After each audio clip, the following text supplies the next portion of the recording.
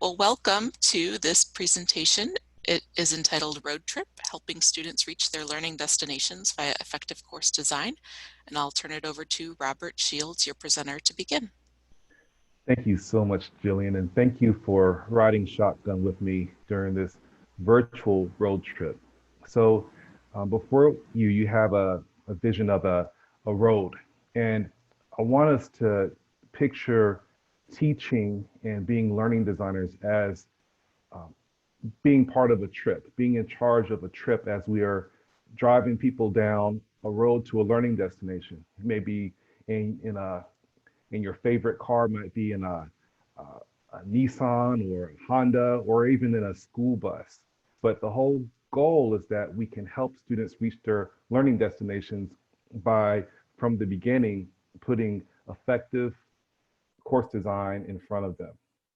Like Jillian said, my name is Robert, and I get to serve as Director of Curriculum Development at CBU Online. So I did include a picture of a school bus here. And I have four kids. I have a 16-year-old boy, 13-year-old girl, and a 12-year-old boy. We also have a 3-year-old boy. And so if you have preschoolers or toddlers, you might recognize this school bus picture from Coco Melon. And so one of the songs that we do sing in our house is "The wheels on the bus go round and round." So I wanted to take some time to learn more about the people on our bus. So in the Zoom chat tool, I wanted to ask you to just share a couple of things about yourself.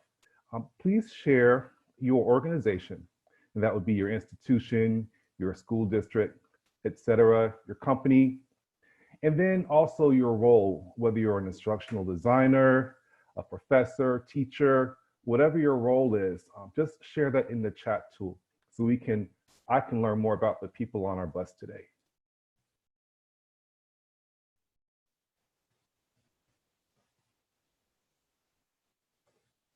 All right, so I've got some in the chat. Welcome Oaks Christian Online. Welcome Colorado.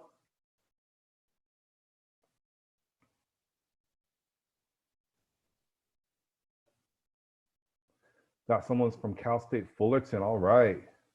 Murrieta, Denver. We'll just take a couple more seconds to give you a chance to share here.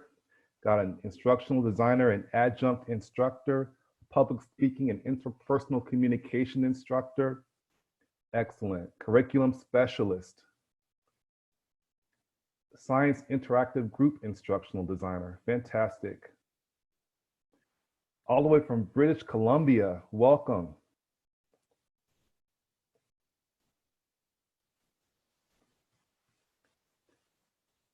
Please continue to enter that information in the chat. I'm so glad to have y'all here with us. So I wanted to just get an idea of who's on the bus. And as you can see in the chat area, we have a wide variety of individuals on our bus that represent different institutions and types of institutions that are wearing multiple hats. You might see the guy here with the kind of fluorescent hat there. And we're from all parts of the nation and globe, but we all do share a common thread. And that thread is that we are invested in ensuring the quality of our online courses. So I'm hoping that in the midst of this coronavirus pandemic, this quick 50-minute presentation will serve as a sort of mental vacation to help take your minds off of what's going on. I remember I just got so tired of checking my Gmail account and I see a message from the CEO. This is how we're responding to this pandemic. And it just got to be overwhelming. And when you look at the news and look at our news feeds, it's just all about the COVID-19 situation going on.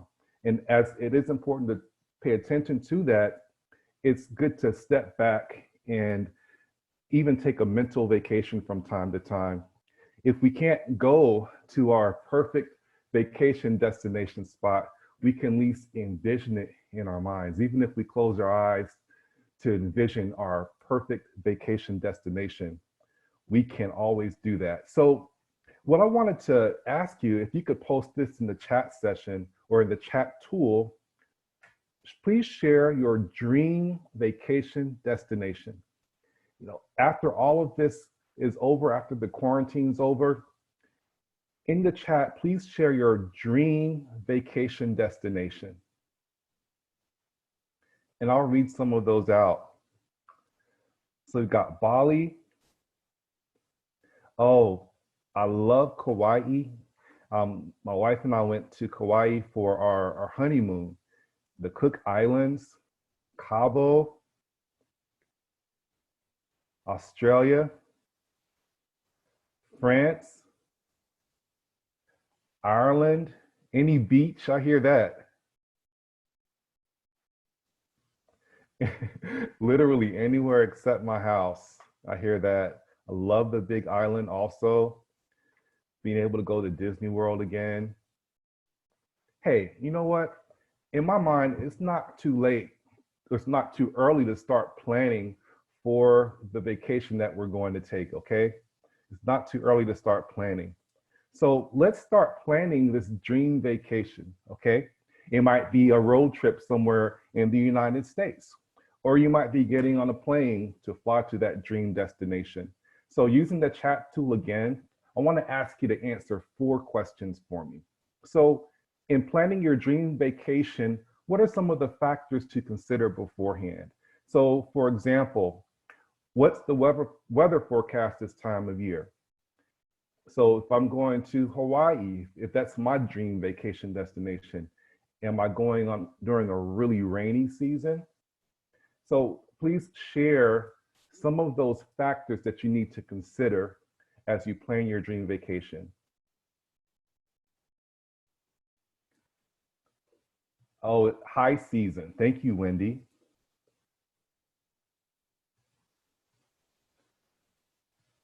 How much is this going to cost? That's right. Exactly. What's the budget? How much time do you need to take off of work? Warm weather and view.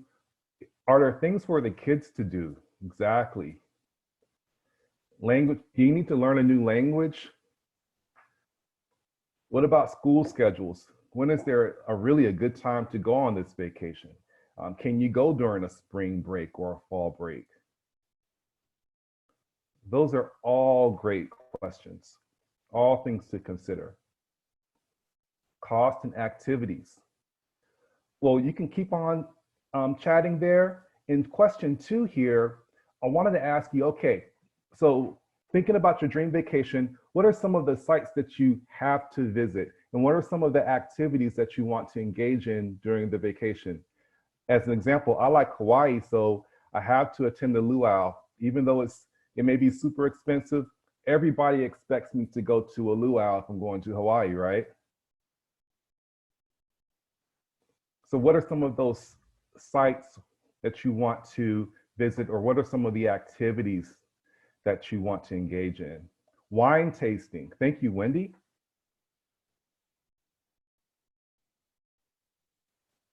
Snorkeling, swimming, boating, hiking, maybe cycling, hiking local trails, eating, doing some sightseeing. Wendy, we're thinking on the same page here. You said biking also. So those are some of the things that you can see yourself doing. Oh boy, somebody's a Disney fan, looks like. The Frozen rides. All right. So here's the next question as we're planning out our dream vacation. So how are you going to prove that you were there? So you can tell everyone that you've been to Hawaii or wherever, but how are you going to prove it to them? Are you going to take a selfie at a certain destination? Are you going to buy something from the gift shop? How are you going to prove that you actually went to that destination? Does it really happen if it isn't on Instagram? Take pictures, photos, conversations, buying souvenirs. Absolutely. I might get a Hawaiian shirt if I'm going to Hawaii. Definitely taking that selfie. Great. And then let's look at the last question here. So question 4, as you plan your vacation, what are some of the preparations that you need to take before you reach the destination? So if I'm going to Hawaii, I might want to buy some cool swim trunks before I go on that trip. What are some of the things that you need to prepare? Walking sandals, a great one. Insurance. Thank you, Paula. Research the area, absolutely. You want to have a plan before you go, so you won't be wandering around. Exactly. Research the area, ensure that your passport is current.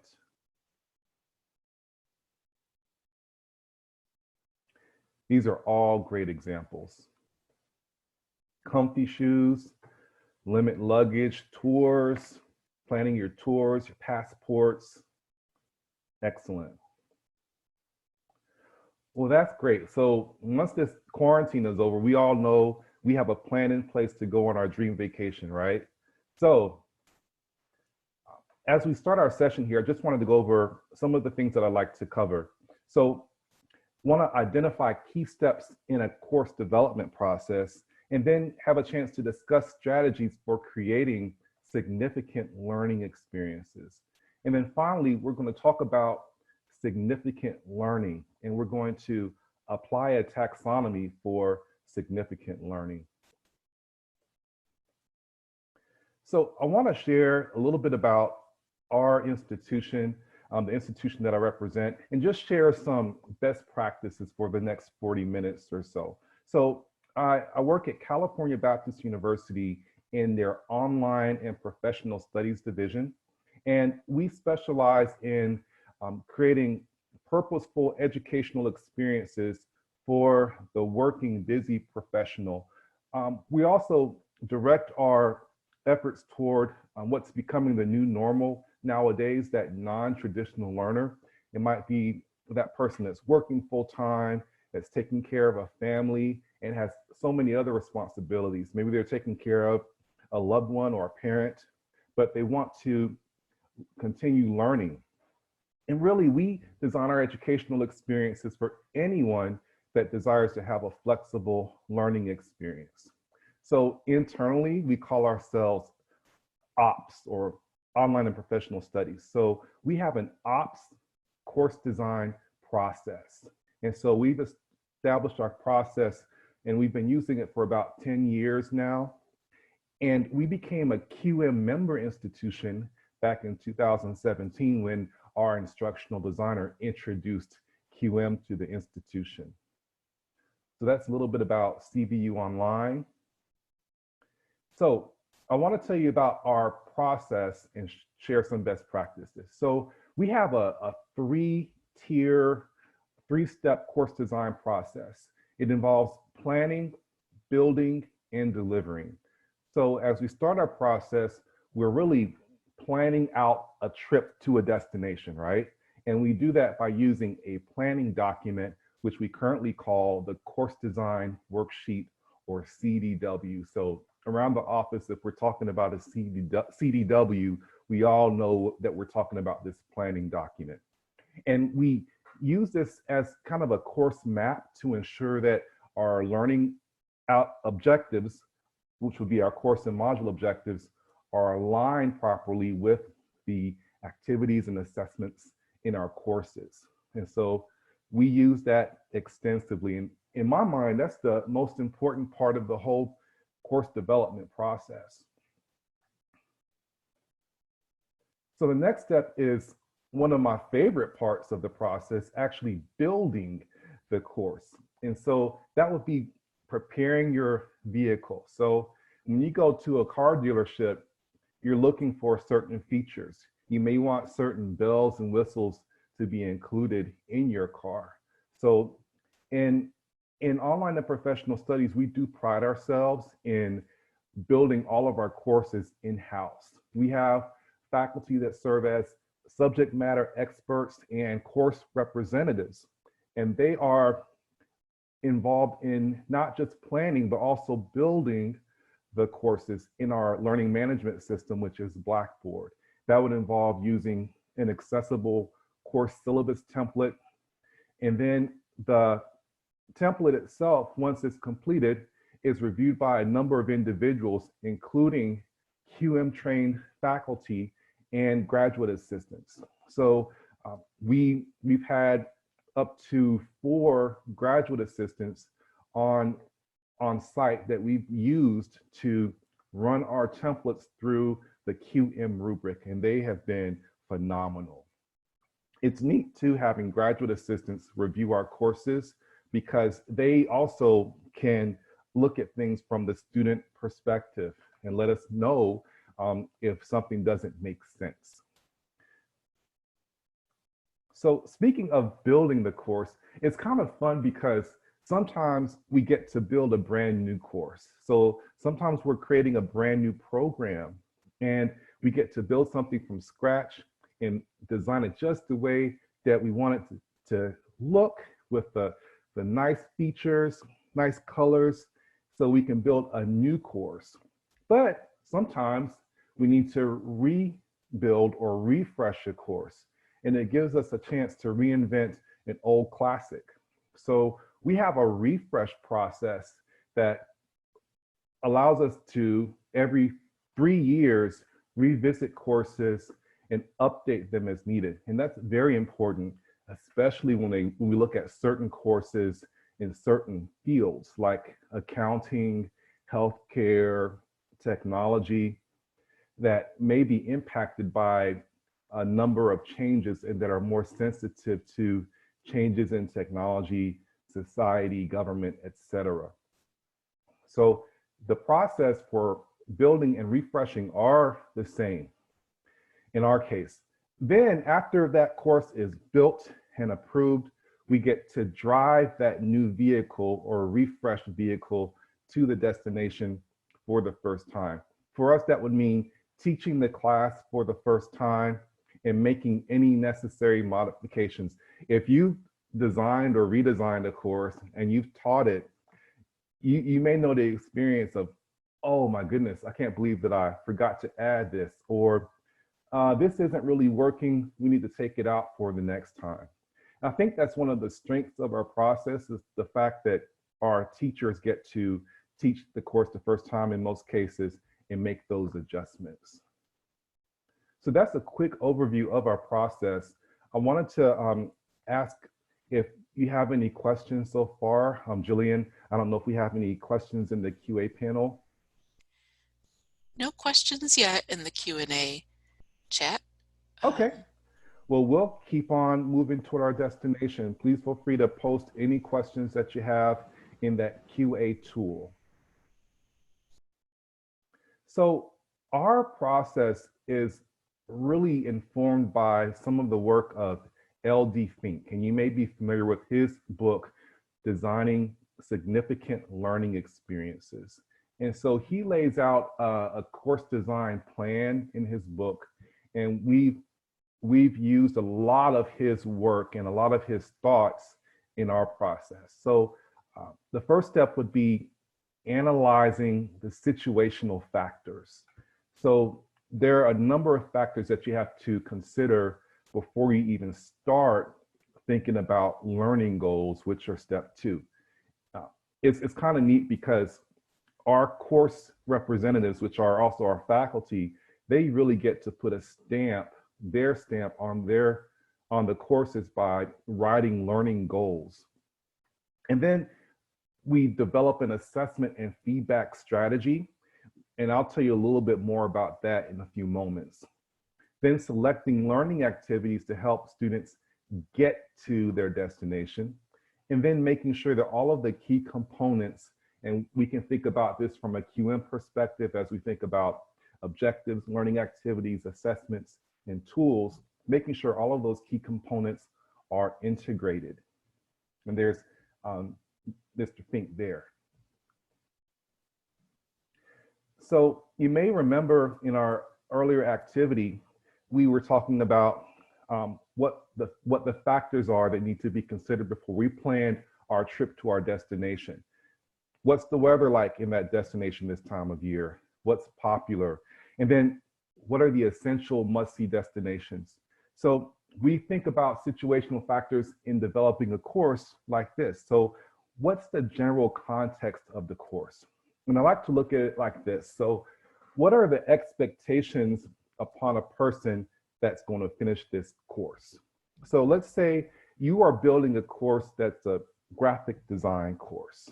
So what are the expectations of a student that completes the graphic design program at your institution? Um, what are the expectations for that student graduating for your institution period? So what are the expectations on a CVU graduate if we're looking at my institution? And then for someone that goes out to a job interview as a graphic designer, what are the expectations of employers? What are the expectations from society on that individual that takes your course? So thinking about it from that perspective, what are the expectations on this course in someone that finishes the course? Next, we can look at the specific context and we can look at some of those details. For example, is this a face-to-face course or an online course? Is this course more practical, applied, or is it more theoretical? Is this going to be a small group of students or is this a large class? Is this more of a capstone course or an introductory course? So considering all that information is very key. Also considering any changes in society or impact of technology. It's neat when we get to refresh courses because we do have an opportunity to go back and look at the situational factors from 3 years ago, and you can see how things have changed. I don't know if things are ever really going to be the same after we go through this pandemic. So that would definitely be a situational factor for many of our courses moving forward. So next we would consider the learning goals. So the learning goals would be, in our case, our course level objectives, which we call CLOs. And so as we develop those learning goals, the course developer gets to really think about what they want the impact of the course to be on students years down the road. And this is where the instructor really gets to put their stamp on things. And then for a person that takes my class that I build, what would distinguish students who have taken the course from students who haven't?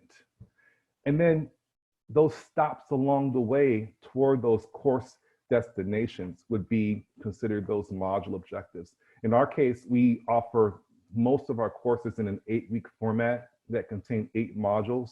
And so those modules really work toward those course objectives.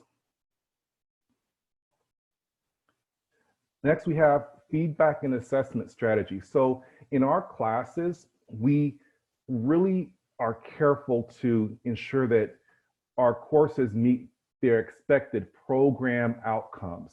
We use an alignment matrix that will show us which program outcomes each course needs to meet. And I'm sure that many of you follow a similar practice when it comes to assessment. We call our program objectives student learning outcomes. And we use in every one of our online courses signature or critical assignment.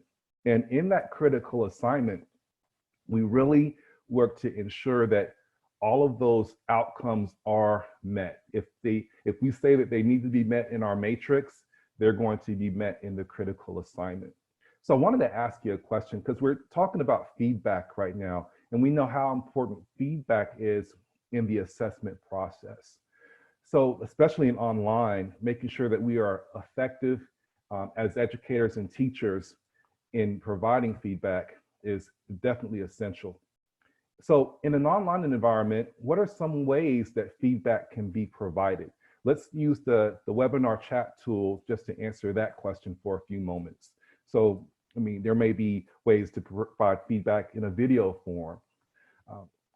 In sign language classes, for example, I've seen Go React be used. That's a tool that you can use to provide video feedback. So what are some of the ways that you've seen feedback provided in an online environment? So I see Wendy says real-time chat time. That's excellent. having some type of synchronous interaction between student and faculty.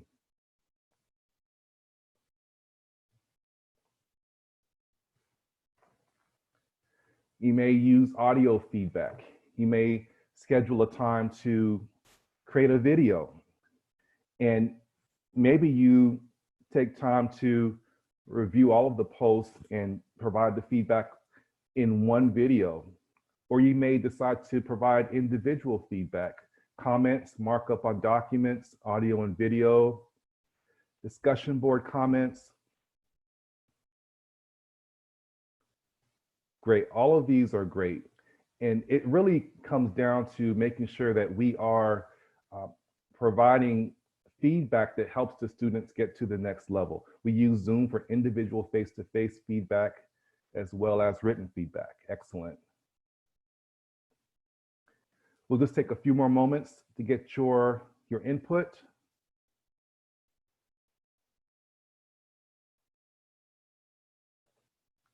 Excellent. Thank you so much for that feedback there. So if we look at, online assessment tools like Kahoot, thank you, Wendy. If we look at Fink's model for course design, he uses an integrated course design model. And this is straight from his book. And you can see some of those key components when it comes to a course: learning goals, feedback and assessment, teaching and learning activities. They all need to be connected to one another. If one of these lines is broken, then it ruins the entire course. And the situational factors that we talked about early on really help to inform the course itself in all aspects. And for those of you that are using the QM rubric, all of this really sounds familiar when we're talking about learning activities connected to assessments, connected to learning goals.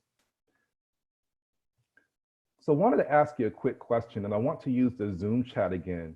So in order to plan what we would call a significant learning experience, what we're talking about, what should course developers do first if we're using Fink's model? And in the chat, you can enter A, B, C, or D. Would the answer to this question be A, develop learning objectives, B, develop learning activities, C, analyze situational factors, or would it be D, plan your assessment strategy? So I'm seeing A, I see some C's. C or A?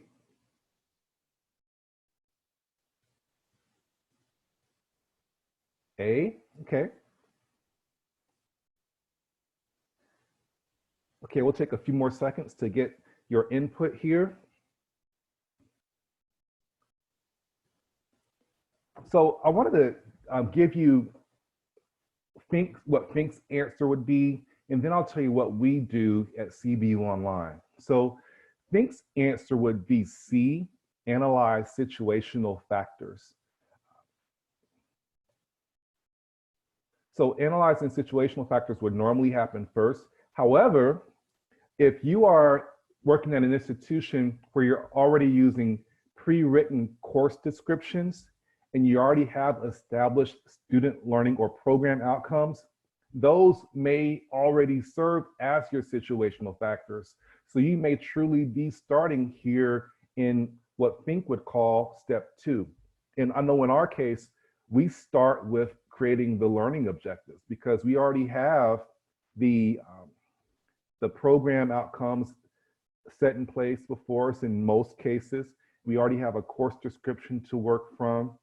So we do analyze situational factors, but the answer could really be A or C, in my opinion. So I wanted to give you a little bit more detail about some of our practices at CBU Online when it comes to planning out our courses. So we do take time to plan out each module. We look at the course objectives and module objectives, and we look to connect them to each of our learning activities. And this is an example from Fink's book as well. You can also align each of your activities with the resources needed and the procedures for evaluating student learning. So how are you going to evaluate that they're meeting those course learning goals? So this is an example. Back when I used to work in the marketing department, we read a book called Eat, Shoots, and Leaves that was all about proper use of punctuation and grammar. Really important in a marketing environment, marketing and communication. So let's say your sample goal is, and this is straight from the QM rubric, applying the rules of punctuation.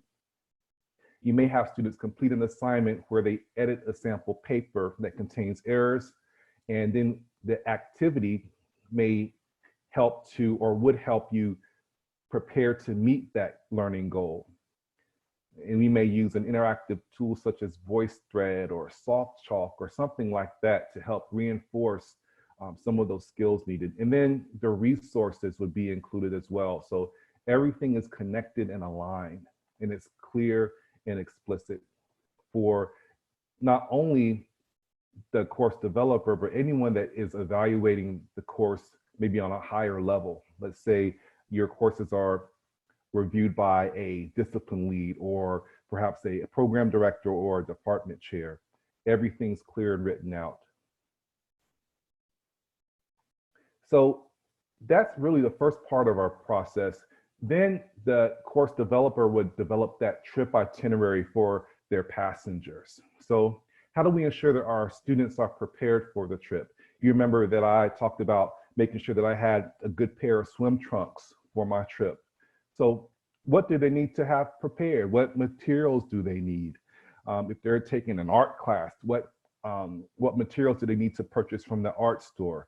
What are some of those prerequisites that they need to already have in place? If we think about that standard 1.7 in the rubric. And then that can be clearly stated in the course syllabus. What should they pack? What is expected of them when it comes to professionalism, online etiquette, using good business communication, for example. And then what should they expect from the driver of the bus and the tour guides as far as feedback, timelines for responding to communication. All of that's included in the syllabus as we're moving to our destination. Then we get to prepare that vehicle. And so we use Blackboard, as I already mentioned, and we have a chance to use different tools. At our institution, we use tools like VoiceThread, we use TechSmith Relay, we use Box.com for file storage. What are some of those bells and whistles, amenities, and features that you need in your vehicle? And then how do we ensure that learners have access to help when they need it? So thinking about roadside assistance, you may have OnStar installed in your course, if you will.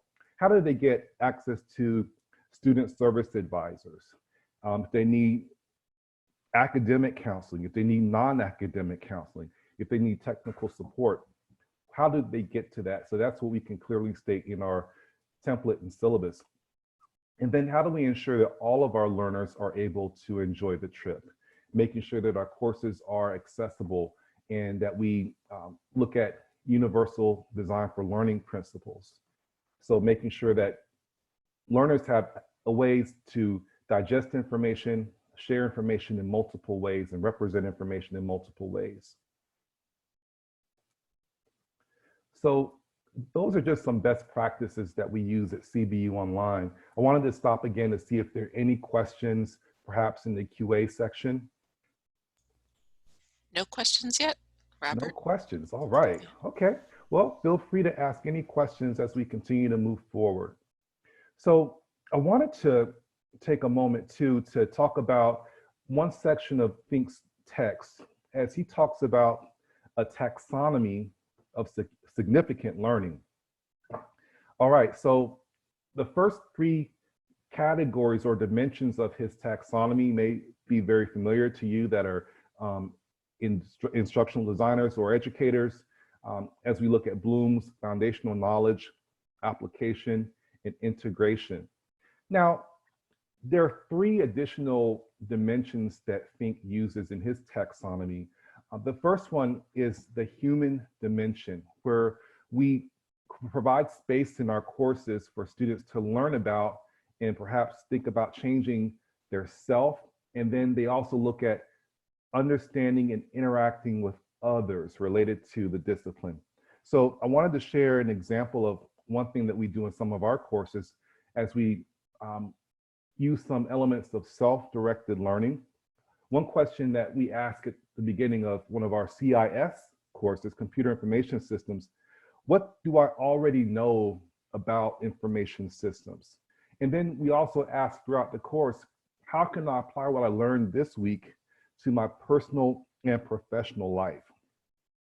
In the human dimension, we also give individuals a chance to gain a new self-ideal. So for example, if we have a student that's taken an engineering class, we can give them a chance to assume the role of a chemical engineer or a civil engineer. And it gives them a chance to visualize themselves in that role. And that may be especially important for individuals from certain populations, maybe women or people of color that are underrepresented in fields such as engineering. We get to give them a chance to see themselves in those type of roles. So that's an example of a way that we can bring in the human dimension to our learning and teaching. So next I wanted to point out this caring dimension. So in the caring dimension, we provide space for a student to identify and perhaps change their feelings, interests, and values. And one example that I can give you is, let's say a student is taking a class that's focusing on art and religion, okay? So in that class, you may have an opportunity to have students role play. They may role play various viewpoints in religious art controversies. So they play those out and they'd be able to learn how that topic connects to the human experience. How has whatever they're studying impacted people over time? And then learning how to learn, providing ways to help students become better at being a student, being a lifelong learner, a self-directed learner. And we know that's very important in the online environment, learning how to ask and answer questions beyond this particular course. So for example, let's say you have a student that's taking a Spanish course, they're learning the Spanish language, giving them an opportunity to maybe develop some type of framework for learning that language. And that framework could be used to not only learn Spanish, but learn other languages as well, making those connections. And even if you're looking at something like computer programming, in computer programming, they use some of the same terminology when they talk about syntax and lexicons and learning a language. Some of that translates over as well. So preparing them to take some of those concepts, frameworks, and apply them to other scenarios. So that's just a brief rundown of Fink's taxonomy. So next I wanted to engage in one other activity here. I wanted to use the chat tool one more time here, and I wanted to give you a chance to share your ideas. And as we think about that dimension 4, the human dimension in the taxonomy, please in the chat area share some ways that we can build significance into our online course in the human dimension. You might think of some ways that you can apply the human dimension in your course now, or you might think of a way that you've already included that human dimension in your course. And as we think about the human dimension, we're talking about learning about and changing oneself and understanding and interacting with others. So in the chat area, please share some of your ideas in that area.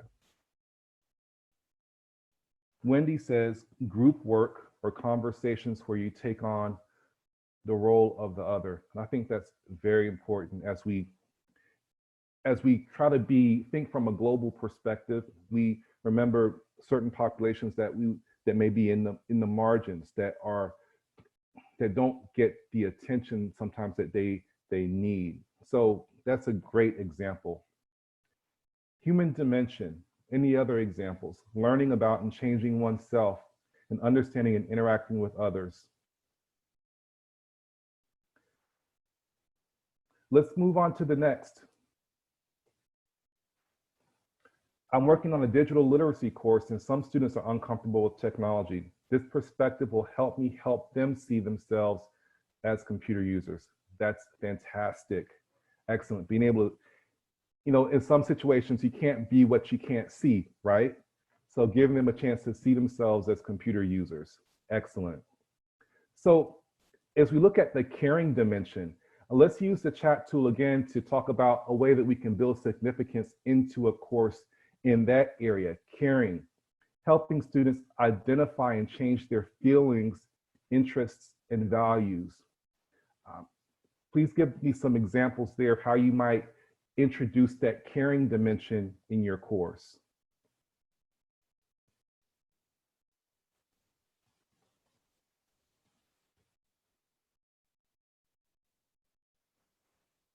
For me, as a CIS professor, I might use this dimension to talk about internet use, and I could talk about cybersecurity. I could talk about ethics when it comes to using the internet, and I could really talk about how the use of the internet has so many wonderful things about it, and then so many things that are detrimental to society and harmful.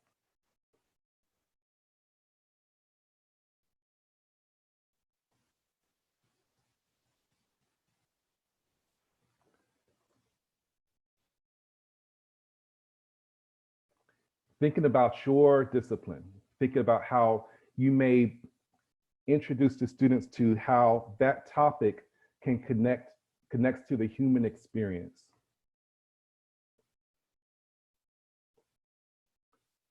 And then finally, we're going to go on and move to learning how to learn. So think about how you can help your student become a better student. How can you prepare your student to learn how to answer and ask questions?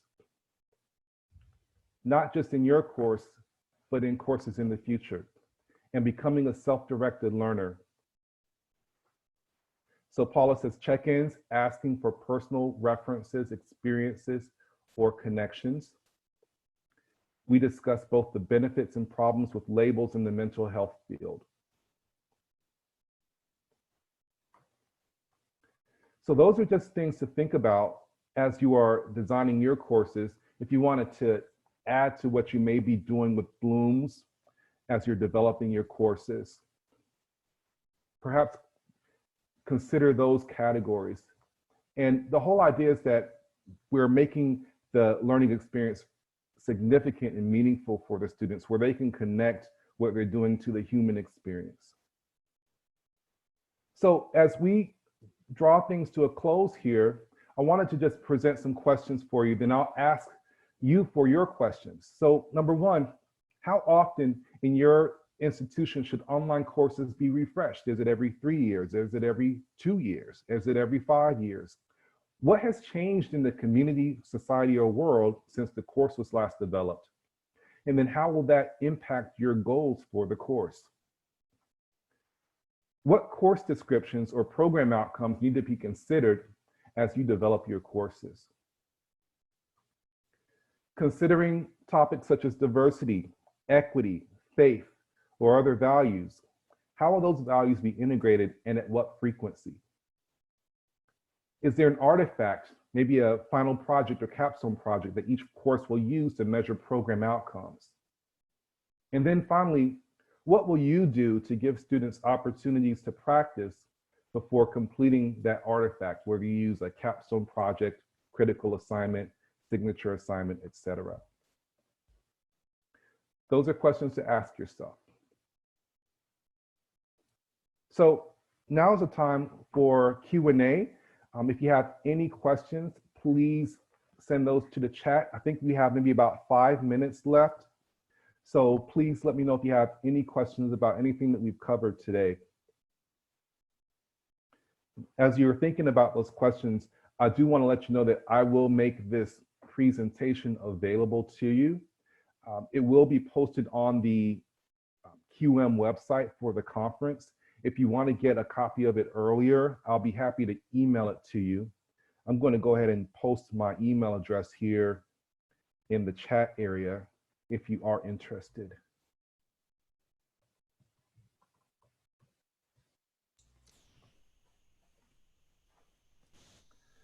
So there's my email address. I'm at rshields@calbaptist.edu. Thanks, Robert. We've got no questions yet, but I will wait a moment here because, of course, we know sometimes need a little bit of time to compose your thought or to type that in. Absolutely. And as you're thinking about those questions too, we are excited at CBU Online about making some changes to our course design process as we currently manage about 500 courses, and we have a lot of courses that come up for refresh as we're on a 3-year cycle. And so we're excited about getting some instructional design help to help us ensure that we're managing projects effectively, that we are providing quality assurance, that we're using the latest technologies, and then that we're making sure that our courses are accessible and meet the needs of all students. Thank you, Lauren. Okay, so we've got a question that just came in. Paula asks, when you are creating the alignment documents that show how the learning activities meet the learning goals, who actually does that, the LD or the faculty member? That's a great question. So we actually have our faculty members complete that document. So in that planning document, they're going to go and for each module, determine the alignment for each activity. And the idea is that if we have an activity in a course that isn't aligned with any type of outcome or objective, then maybe we should take it out or list it as optional. So to answer your question, that is done by the faculty member. And as we're looking to a more instructional design driven model, we're looking to still have those course representatives develop the planning document, but really have the instructional designers be those masters of the user interface as they translate the thoughts of the learning the course representative into Blackboard for us.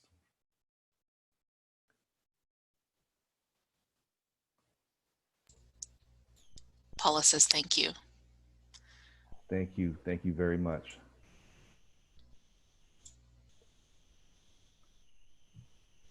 Okay, we do have a couple more minutes. If anyone does have questions, I will go ahead and stop the recording, but we'll be, here in this room if you have more questions for Robert.